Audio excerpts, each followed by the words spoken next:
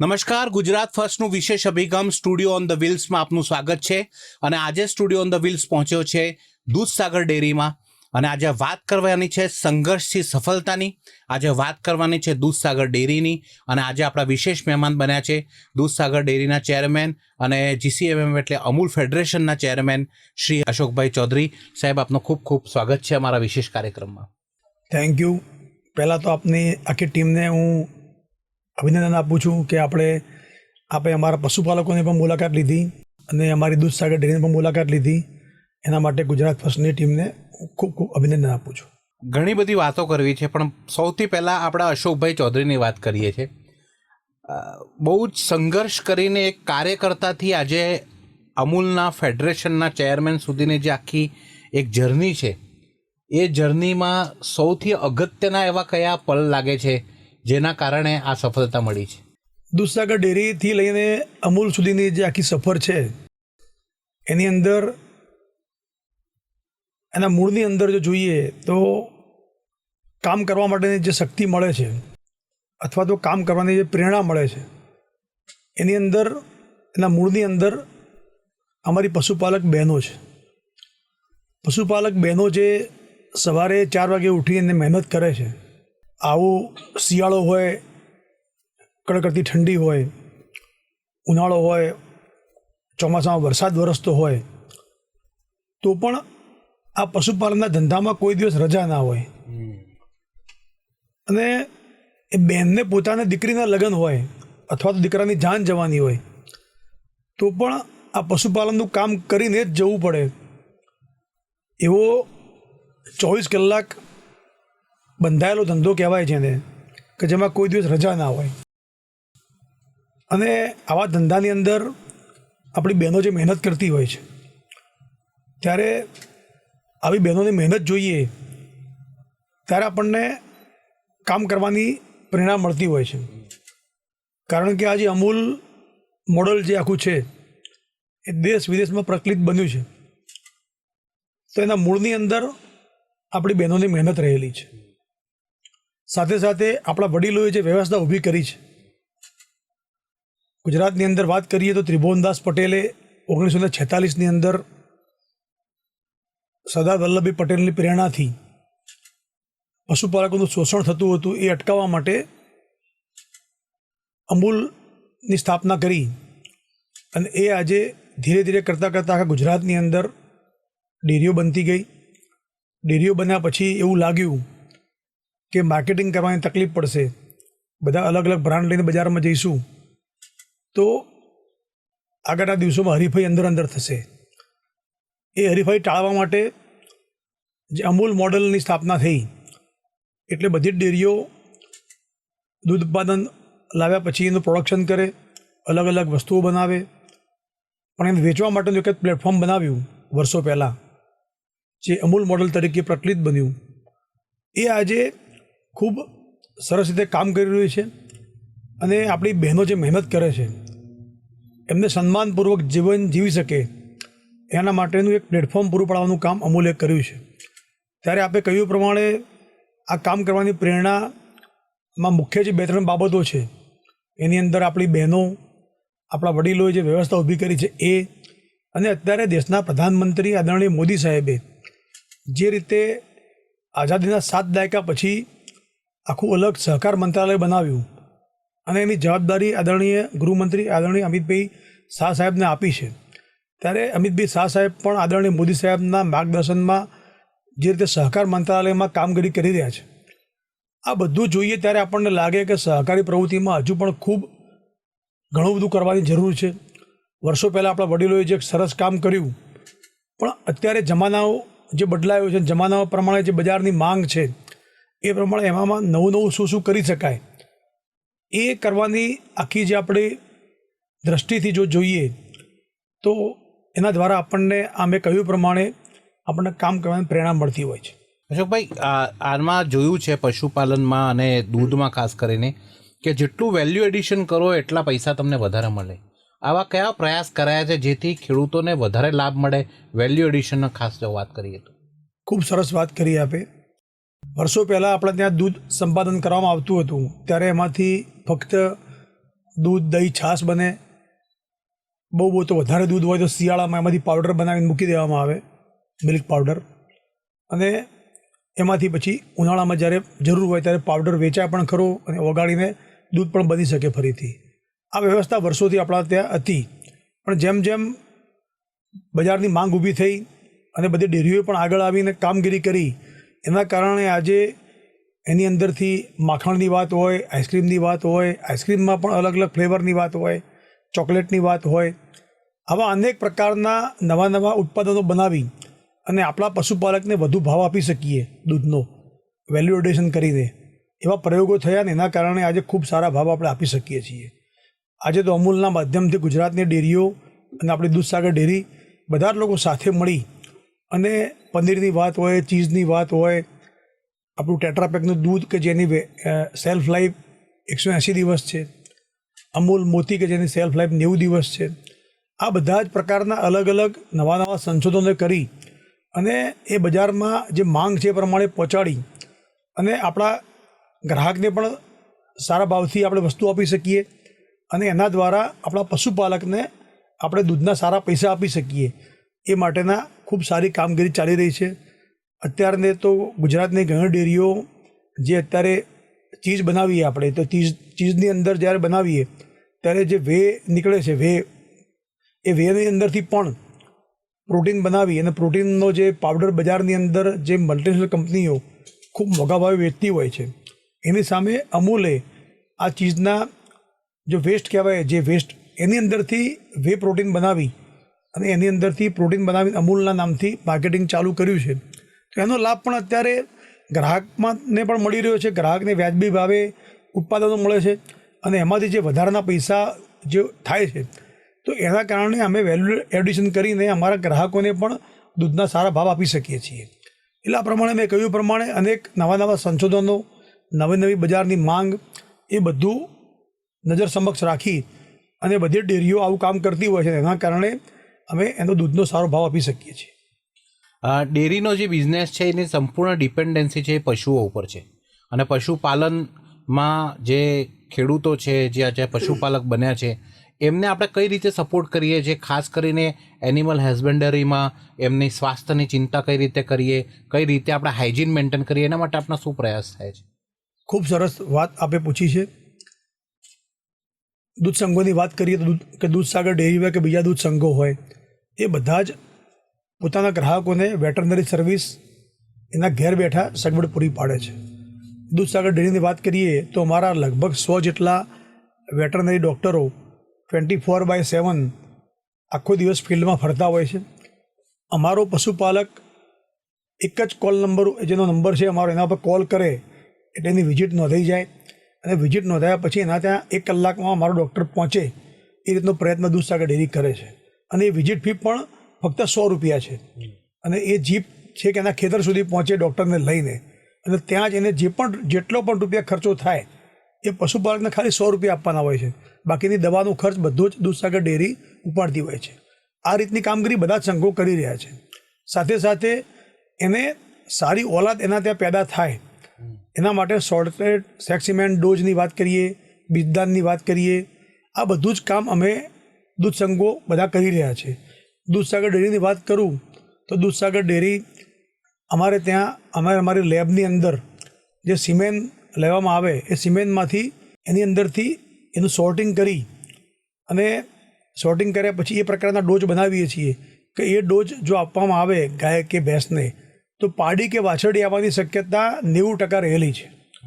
એના કારણે આ 90% શક્યતા રહેલી છે. એના કારણે પશુપાલકનું આખું વર્ષ બગડતું અટકી જાય છે.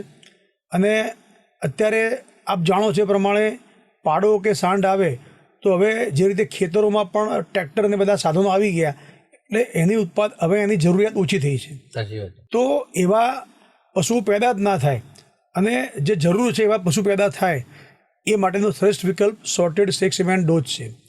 અને એ કરવાથી મેં કહ્યું પ્રમાણે 90% રિઝલ્ટ તો પાડી વાછરડીનું રહેલું જ છે, પણ સાથે સાથે જે પાડી કે વાછરડી આવે એ પણ ખૂબ ઉત્તમ ગુણવત્તાવાળી જાતવાન આવે એ પ્રકારના ડોઝ દૂધસાગર ડેરી અને અન્ય ડેરીઓ બનાવતી હોય છે.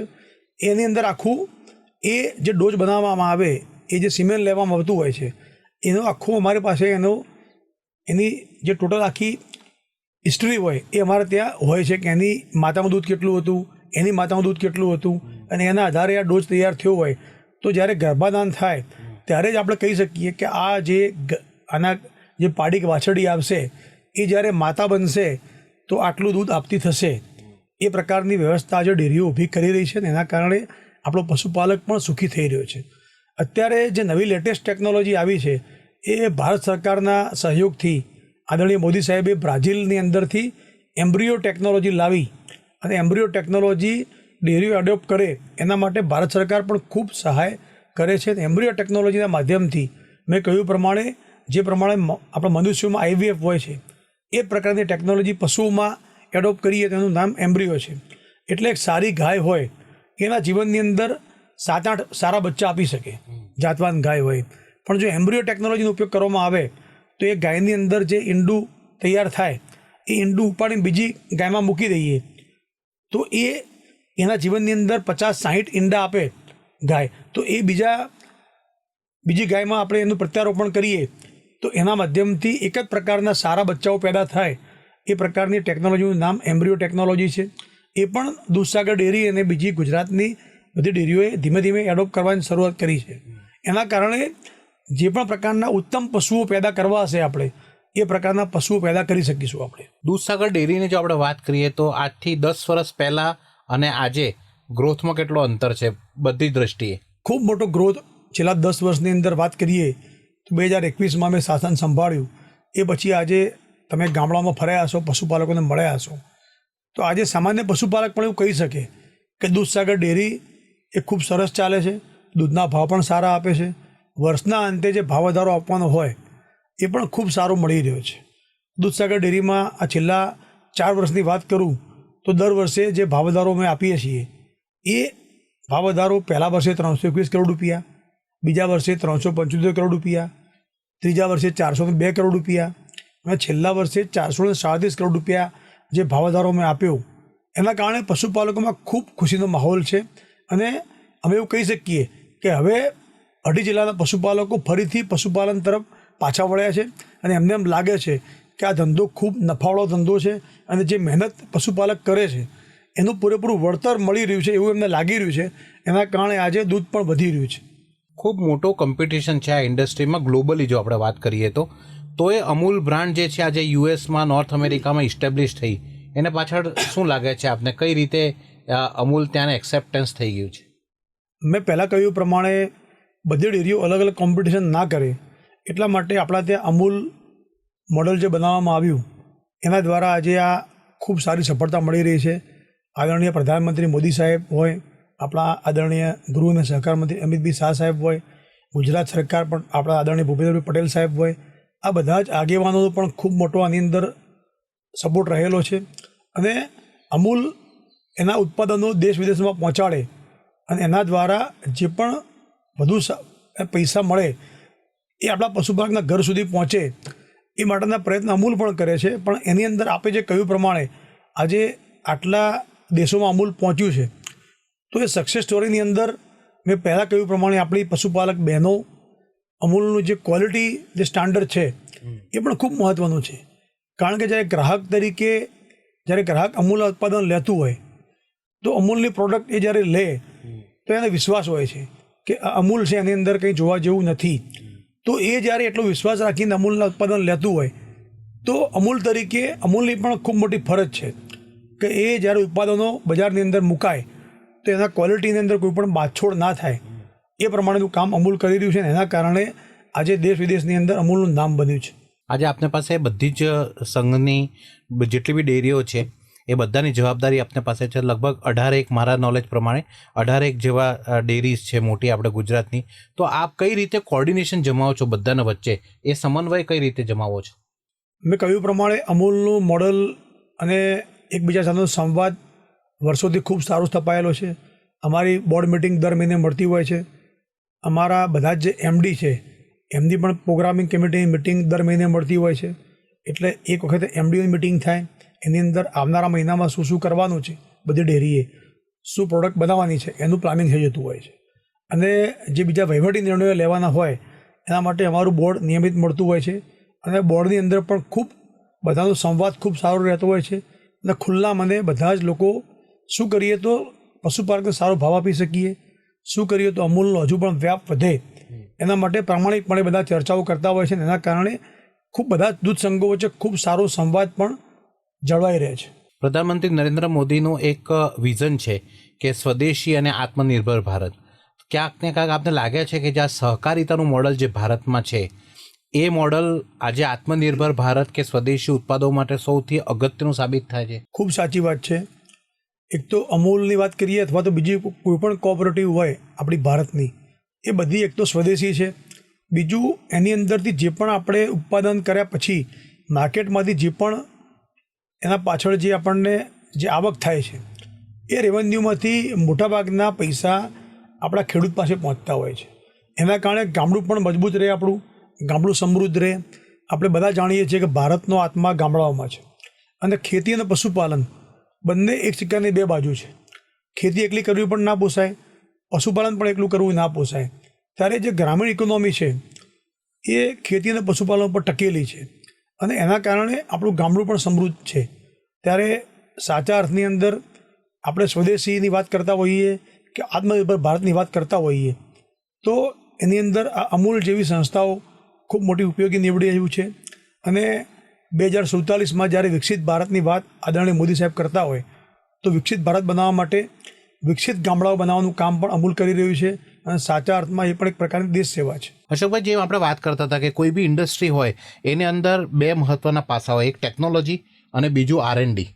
હવે આ જે સહકારથી સમૃદ્ધિનો જે નારો આપ્યો છે એની અંદર સમૃદ્ધિ ત્યારે જ થાય જ્યારે ટેકનોલોજી અને R&D બહુ જ પાવરફુલ હોય. તો શું લાગે છે અમૂલમાં અને ખાસ કરીને દૂધસાગર ડેરીમાં આપ કેટલો ભાર મૂકો છો R&D અને ટેકનોલોજીને વિકસાવવા માટે? વિવેકભાઈ, ખૂબ જરૂરિયાત છે, કારણ કે મેં કહ્યું પ્રમાણે ટેકનોલોજી રોજ બદલાતી હોય છે, અપગ્રેડ પણ થતી હોય છે.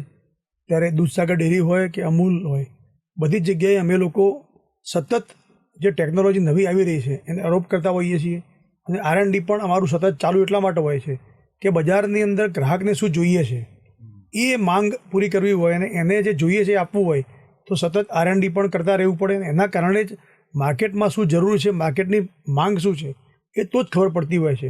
એટલે બંને બાબતો ખૂબ ઉપયોગી છે. બંને બાબતોનું દૂધસાગર ડેરી હોય કે અમૂલ હોય એ બંને જગ્યાએનો ખૂબ સારી રીતે ઉપયોગ થાય છે. અશોકભાઈ, થોડાક આપને પર્સનલ સવાલ પૂછવા છે. જ્યારે આપ સામાન્ય કાર્યકર્તા હતા તો ક્યારે એવું વિચાર્યું હતું કે હું એક દિવસ અમૂલ ડેરીનો ચેરમેન બની જઈશ? એવો કોઈ મહત્વાકાંક્ષા હતી? નહીં, એવી કોઈ મહત્વાકાંક્ષા આપણે રાખીએ પણ નહીં. પણ મેં કહ્યું પ્રમાણે હું પહેલાં પાર્ટીમાં સંગઠનનું કામ કરતો હતો, પછી દૂધસાગર ડેરીમાં ઇલેક્શનમાં અમે લોકો ઇલેક્શન લડ્યા અને 2021માં હું ચેરમેન બન્યો. એ પહેલાં 2015ની અંદર પણ હું બોર્ડની અંદર હતો. 2015માં પણ અમે લોકો લડ્યા હતા. એ વખતે પણ હું બોર્ડમાં હતો, એ વખતે ડિરેક્ટર તરીકે હતો. એ પછી 21ની અંદર અમારી બહુમતી આવીને અમે લોકો સંપૂર્ણ બહુમતી સાથે અમે લોકો દૂધસાગર ડેરીનું સુકાન સંભાળ્યું. ત્યારે એ વખતે પણ એવી કોઈ કલ્પના નહોતી કરી, પણ મેં કહ્યું પ્રમાણે સવારે 4 વાગે ઉઠીને જે બહેનો મહેનત કરે છે એને ધ્યાન સમક્ષ રાખી અને આપણે કામ કરીએ ઈશ્વર સાક્ષીએ તો સાચા અર્થમાં સેવાનું કામ છે. અને જ્યારે તમે સેવાનું કામ કરતા હોય તો એની સુવાસ પણ લોકો સુધી પહોંચતી હોય છે. અને એટલા જ માટે આદરણીય મોદી સાહેબે, આદરણીય અમિતભાઈ શાહ સાહેબે, આદરણીય ભૂપેન્દ્રભાઈ પટેલ સાહેબે, ગુજરાતના પ્રદેશના અધ્યક્ષ આદરણીય જગદીશ વિશ્વકર્મા સાહેબે, આ બધા જ લોકોએ વિશ્વાસ મૂકી અને મને અમૂલની જવાબદારી આપી છે. ત્યારે મનની અંદર સંતોષ પણ થાય કે એક સામાન્ય કાર્યકર્તામાંથી કામ કરતાં કરતાં આજે જ્યારે અમૂલ જેવી જવાબદારી મળી છે ત્યારે હું મારી જાતને ભાગ્યશાળી સમજું છું કે ગુજરાતના લાખો પશુપાલકોની સેવા કરવાનો મોકો મને મળ્યો છે. તો આ કાર્યકાળની અંદર શું કરીએ તો આપણે પશુપાલકો માટે સારું કામ કરી શકીએ, એમના જીવનમાં બદલાવ કરી શકીએ. અને જ્યારે અત્યારે મેં કહ્યું પ્રમાણે આટલો બધો સપોર્ટ સરકાર તરફથી હોય તો કામ કરવામાં પણ ખૂબ અનુકૂળતા રહેતી હોય છે. તો સાચા અર્થની અંદર આ ભગવાનનું કામ છે. મેં વારંવાર આપની વાતમાં વિવેકભાઈ કહ્યું જ છે કે જે બહેનો મહેનત કરે છે, તમે પોતે પણ ગામડામાં જઈને આવ્યા છો, બહેનોને મળીને આવ્યા છો, તમને જોવાથી ખ્યાલ આવ્યો હશે કે બહેનો કેવી મહેનત કરે છે અને એ બહેનો જ્યારે આટલી મહેનત કરતી હોય ત્યારે એ વ્યવસાય, જે દૂધનો વ્યવસાય છે, એ ખૂબ પવિત્ર કામ છે અને એની અંદર સંપૂર્ણ પારદર્શિતા સાથે કામ કરીએ અને ભગવાનની સાક્ષીએ કામ કરીએ તો ખૂબ સારા પરિણામ પણ મળતા હોય છે ને એ દૂધસાગર ડેરીમાં અમે અનુભવ્યું છે. આમ સહકારિતાના ક્ષેત્રમાં જો આ પશુપાલનની વાત કરીએ તો મહિલા સશક્તિકરણનું સૌથી મોટું ઉદાહરણ આવું માની શકીએ આપણે. 100% સાચી વાત છે. આખો દૂધનો ધંધો મેં કહ્યું પ્રમાણે મહિલાઓ જ કરતી હોય છે અને એટલા જ માટે તો મહિલાઓ સીધી આની અંદર જોડાય એના માટે આદરણીય મોદી સાહેબ પણ વારંવાર કહેતા હોય છે.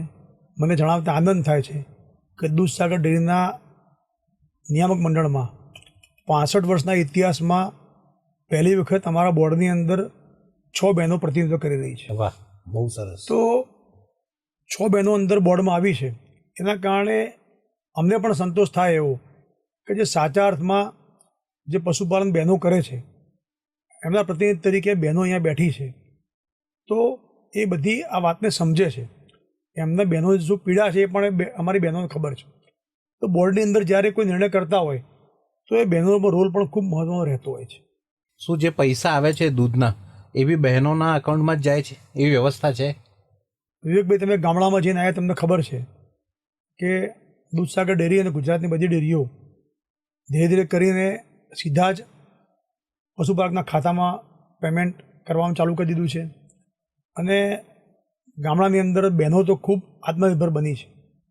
બહેનો પોતે આજે ટેકનોલોજીના માધ્યમથી અમૂલે જે વ્યવસ્થા બનાવી છે એ ગુજરાતના બધા સંઘોની અંદર વ્યવસ્થા છે કે ગ્રાહક જ્યારે ગામની મંડળીમાં દૂધ ભરાવવા માટે જાય, દૂધ ભરાવે તરત જ એનું મેપિંગ થઈ જાય, દૂધનું કેટલા લીટર છે, એનો ફેટ કેટલો છે, SNF કેટલો છે, એના આધારે એની કિંમત નક્કી થઈ અને એને ત્યાં સ્લીપ પણ મળી જાય અને મંડળીના બહાર નીકળે પહેલાં એનામાં SMS પણ આવી જાય કે તમારા આટલા રૂપિયા જમા થઈ ગયા બેંકની અંદર. તો આ એક પારદર્શિતા છે અને બહેનોને પણ એવું લાગે, બેન પોતે જોઈ શકે હવે તો ગામડાઓમાં કે હું જે દૂધ ભરાવું છું એ મારા 10 દિવસે આટલો પગાર આવશે. તો આ એક મોટું આત્મનિર્ભર ભારતનું ખૂબ મોટું ઉદાહરણ છે. એક છેલ્લો સવાલ એમ છે અશોકભાઈ કે હવે આગામી વિઝન શું છે? અશોકભાઈનું વિઝન જાણવું છે.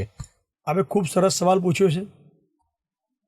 વિઝન એ જ છે કે પશુપાલક બહેનો, આપણા દૂધ સંઘો, દૂધસાગર ડેરી હોય, અમૂલ ફેડરેશન હોય, આ બધો જે વિકાસ થયો છે, જે બહેનોએ અત્યાર સુધી કામ કર્યું છે, એમને હજુ પણ વધુ સારા દૂધના ભાવ મળે, વ્યવસ્થામાં સુધારાઓ થાય, ડેરીઓ પણ મોટી બને. અમૂલ તરીકે વાત કરું તો અમૂલનો વ્યાપ આજે દેશની અંદર પણ ખૂબ મોટા પ્રમાણમાં થયો છે. વિદેશોમાં પણ આજે 55 જેટલા દેશોમાં આપણું એક્સપોર્ટ થાય છે. તો અમૂલના ચેરમેન તરીકે હું જોઈ રહ્યો છું એ પ્રમાણે લગભગ 5 વર્ષની અંદર આપણું ટર્નઓવર અત્યારે ગયા વર્ષે 90,000 કરોડ રૂપિયા હતું. આવનારા 5 વર્ષની અંદર આ ટર્નઓવર 2 લાખ કરોડે પહોંચે અને અમૂલનો વ્યાપ વિશ્વના મોટાભાગના દેશોમાં પહોંચે અને મેં કહ્યું પ્રમાણે વેલ્યુ એડિશન કરી અને આપણા પશુપાલકને વધુ પૈસા આપી શકીએ તો આ પશુપાલનનો વ્યવસાય હજુ વધુ વેગ પકડશે. અને વિઝન એ જ છે કે ડેરીઓ મોટી બને, ડેરીઓમાં ટેકનોલોજી પણ નવી આવે, નવી ટેકનોલોજી અપનાવતા જઈએ અને માર્કેટ પણ વધતું જાય અને સાથે સાથે આપણા પશુપાલકને પણ સારા ભાવ મળે. સૌથી મોટી ચેલેન્જ જે વિવેકભાઈ છે એ છે કે પશુપાલકને સારા ભાવ પણ આપવા છે અને જે આપણા ગ્રાહકો છે અમૂલના, એમને પણ સારા ભાવે આપણી પ્રોડક્ટ મળે એ માટે સતત ડેરીઓનો ખર્ચો ઘટતો જાય અને એની અંદર કરકસર ઊભી થાય તો એના કારણે પ્રતિ લીટરે ખર્ચો ઓછો આવશે તો આપણે પશુપાલકને પણ સારા ભાવ આપી શકીશું અને બજારની અંદર આપણા ગ્રાહકને પણ સારા સસ્તા ભાવથી આપણા ઉત્પાદનો આપી શકીશું. તો આ રીતે અમે કામ કરી રહ્યા છીએ. એક સંદેશો આપનેથી જોઈએ છે કે જે અત્યારે જે યુથ છે એ જનરલી ગામડાથી માઇગ્રેશન થઈને શહેરમાં વસવાટ કરે છે અને એના કારણે હવે ગામડાઓ ધીમે ધીમે ખાલી થાય છે, પણ સાચા અર્થમાં હવે જમાનો રૂરલ ઇકોનોમીનો આવી રહ્યો છે. તો એના માટે કોઈક સંદેશો કે ભાઈ આ માઇગ્રેશન છોડો અને ગામને સમૃદ્ધ બનાવો એના માટે? વિવેકભાઈ, ખૂબ સાચી વાત આપણે કરી છે. અત્યારના સમયની સૌથી મોટી ચેલેન્જ પણ આ છે. હું યુવાનોને એ જ વાત કહેવા માગું છું કે તમે શહેરની અંદર જાઓ, કોઈ એમાં ખોટી વાત નથી, પણ તમે નોકરી કોઈના ત્યાં કરો એના કરતાં તમે પોતે જ આ પશુપાલનનો ધંધો કોમર્શિયલ ફાર્મિંગ કરો. કોમર્શિયલ ફાર્મિંગ કરી અને મોટા ફાર્મ બનાવો તો દુનિયાની અંદર તમે કોઈ પણ વસ્તુ પ્રોડક્શન કરશો તો માલ વેચવાની તકલીફ છે, માલનું બજાર નક્કી નથી.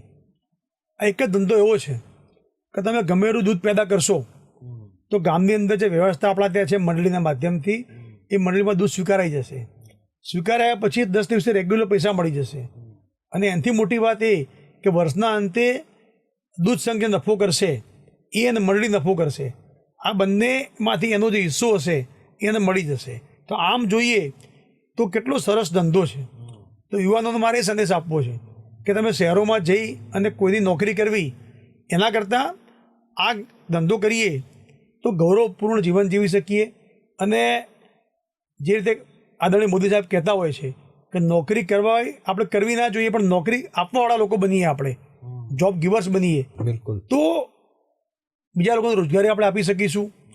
અને મેં કહ્યું પ્રમાણે ગામડામાં સન્માનપૂર્વક જીવન જીવી શકીએ એ રીતની વ્યવસ્થા આપણા ત્યાં બનેલી છે. તો આ એક ખૂબ સારી બાબત છે. યુવાન મિત્રોને મારે ખાસ વિનંતી છે. દૂધસાગર ડેરીમાં તો હું આપને વિવેકભાઈ વાત કરું તો અમે પોતે આગામી 6 મહિનાની અંદર એક સારું ફાર્મ બનાવી રહ્યા છે. ડેરી પોતે ફાર્મ બનાવવા જઈ રહી છે. એ ફાર્મ બનાવ્યા પછી જે પણ યુવાનોને આવું ફાર્મ બનાવવું હશે એને અમે ત્યાં લાઈન ફાર્મ બતાવીશું. 1 વીકનો ટ્રેનિંગ પ્રોગ્રામ બનાવવાના છીએ કે પશુપાલકને કેવી રીતના રાખવું, પશુપાલન કેવી રીતના કરવું, એનું બીજદાન કેવી રીતના કરાવવું, પશુને શું ખવડાવવું જોઈએ, પશુપાલનના ધંધામાં એને ખોરાક શું આપવો જોઈએ, એની હેલ્થ માટે શું કરવું જોઈએ, બધા જ પ્રકારનો પ્રોગ્રામ 1 અઠવાડિયાની ટ્રેનિંગ. એ ટ્રેનિંગ આપ્યા પછી જો એને એમ થાય યુવાનને કે મારા વ્યવસાય કરવો છે તો બેંકમાંથી લોન અપાવવાની જવાબદારી પણ દૂધસાગર ડેરી ઉપાડવાની છે. એમ કરીને યુવાનોને આ ધંધાની અંદર વાળવા છે. એના કારણે 2 કામ થશે. એક તો યુવાનો પોતે પગભર થશે અને જે શહેરીકરણ વધી રહ્યું છે એ પણ અટકશે અને ગામડાઓ ટકી રહેશે. તો આ એક કામ અમે કરવા જઈ રહ્યા છીએ અને ગુજરાતની બધી જ ડેરીઓ આ પ્રકારનું કામ કરવા જઈ રહી છે. ખૂબ ખૂબ ધન્યવાદ અશોકભાઈ આટલી બધી વાર્તા કરવા માટે. મારો એક દૃષ્ટિકોણ છે જે મેં પશુપાલકો સાથે જે સમય બિતાવ્યો એની અંદર, એક તો એ કે વિશ્વમાં ભારતનું જે સહકારિતાનું માળખું છે એવું ક્યાંય નથી. આ મોડલ જ યુનિક છે કારણ કે ભલે મોટી મોટી મલ્ટીનેશનલ કંપનીઝ બની જાય પણ એનો નફો કોઈ એક વ્યક્તિ કે કોઈ કંપનીને જશે. આનો નફો લાસ્ટ સ્ટેક હોલ્ડર સુધી પહોંચે છે. આવું મોડલ, આવું માનવતાવાળું મોડલ અને સમૃદ્ધિવાળું મોડલ આખા વિશ્વમાં નથી.